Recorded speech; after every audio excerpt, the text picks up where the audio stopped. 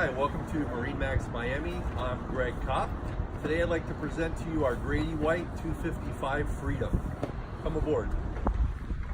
As you notice, we have twin 200 horsepower Yamahas on the boat. Another nice feature I like is that you can flush the engines right here. You've got a ski piling or towing for the kids or whatnot. As you come into the boat, you've got a lot of seating throughout the boat, as well as a lot of shade. This seat folds down, so when you're fishing, you've got a nice open cockpit, as well as a very large live well. This seat also moves forward and aft, so it makes it more comfortable when you're out on the water. You've got your tackle drawers here, nice wet bar area here.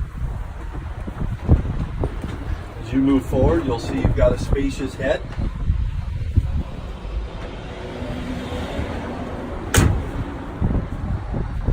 Twin engines here, and plenty of real estate to put your favorite GPS.